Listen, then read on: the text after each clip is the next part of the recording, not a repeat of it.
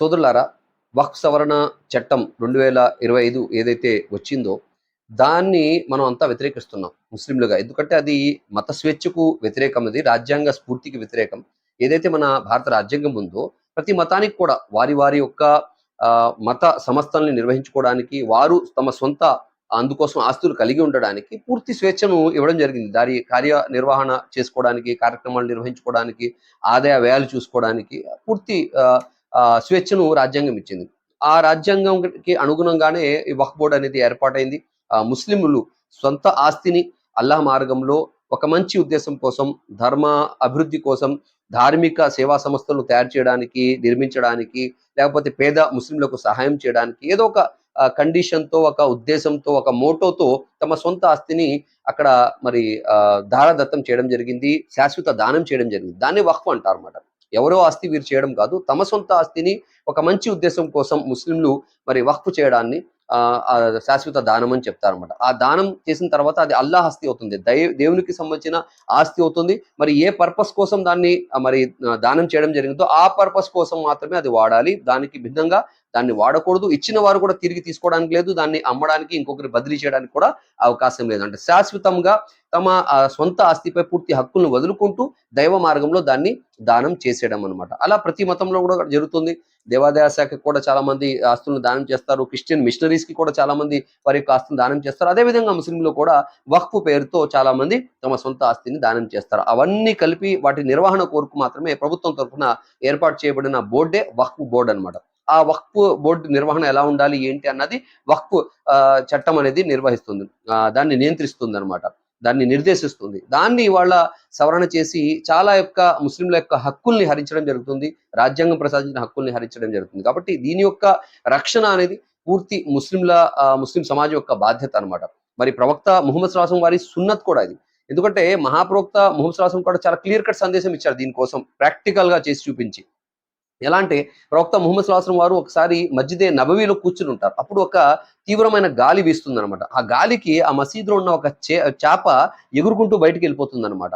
దాన్ని పట్టుకోవడానికి ప్రవక్త ముహమ్మద్ సల్లల్లాహు దాని వెనకాల పరిగెడతారు. అది ఇంకా గాలితో గాలి వీస్తుండగా తీవ్రమైన గాలి అది ఇంకా ఇంకా ఎగురుతూ చాలా దూరం వెళ్ళిపోతుంది.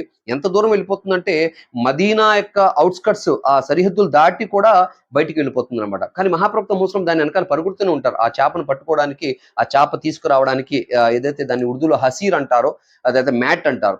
సో అది మొత్తానికి మదీనా దాటేసి మదీనా అవుట్స్కట్ లో ఒక వ్యక్తి యొక్క పొలం మీద అది పడిపోతుంది అనమాట. అప్పుడు ప్రవక్త వెళ్ళి ఆ పొలం పైన పడిన ఆ చేపను తీసి చుట్టి తీసుకొస్తుండగా ఆయన వెనక్కి తిరిగి చూస్తే ఎంతో మంది ఆయన అనుచరులు కూడా ఆయన వెనకాల పరిగెత్తుని వచ్చి అక్కడ నుంచుని ఉంటారు. మహాప్రవక్త, ఏంటి మీరు అంత పరిగెత్తారు ఏంటి, మేము కూడా కంగారు పడి ఎందుకు పరిగెడుతున్నారు, దేని వెనకాల పరిగెడుతున్నారు అని చెప్పి మేము వచ్చాము. ఇక్కడికి వచ్చి చూస్తే చివరకు మీరు ఈ చిన్న చేప కోసం, ఈ మ్యాట్ కోసం అంత దూరం నుంచి పరిగెత్తుకొచ్చారా?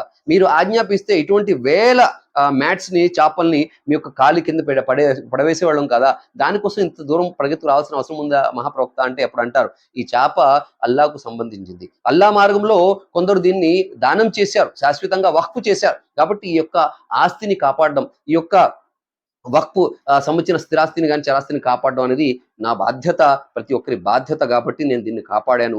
రెండో కారణం ఏమిటంటే, ఒకవేళ నేను దీని వెనక్కి వెళ్ళి దాన్ని కాపాడకపోతే ఇది ఎవరి పొలం మీద పడిందో ఆ వ్యక్తి కనుక తెలుసుకోకుండా, లేదా తెలుసో ఆ చేపను వాడుకున్నాడు అనుకోండి సొంతానికి, అతని మొత్తం పంట కూడా నాశనం అయిపోతుంది, అతని పూర్తి సంపాదన కూడా నాశనం అయిపోతుంది. ఎందుకంటే ఇది అల్లా ఆస్తి, దానిలో చిల్లు గవ్వ కూడా మనం తీసుకోకూడదు, వాడుకోకూడదు, దాని యొక్క రక్షణ కూడా మనం చేయాలి అని చెప్పారు. ప్రవక్త వారి సున్నత్ ఇది. వక్ఫ్ ఆస్తుల్ని కాపాడడం అనేది ప్రతి ముస్లిం యొక్క బాధ్యత. అల్లాహ్ను ప్రేమించేవాడు, అల్లాహ్ ఆజ్ఞను పాటించేవాడు, ప్రవక్త ముహమ్మద్ సల్లల్లాహు అలైహి వసల్లంని పాటించేవాడు, సున్నతుల గురించి మాట్లాడేవాడు, వక్ఫ్ గురించి మరి పరిగెత్తాలి, దాని గురించి రక్షణ కోసం పోరాడాలి, నడుం బిగించాలి, న్యాయ పోరాటం చేయాలి.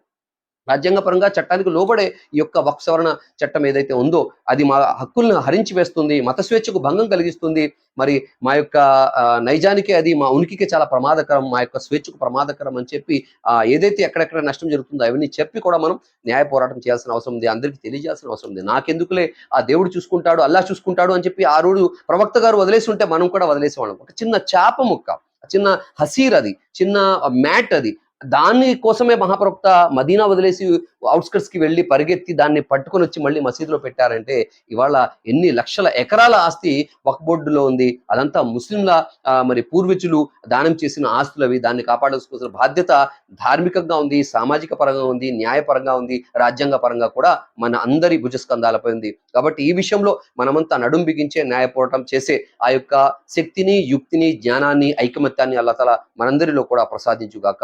ఆమీన్.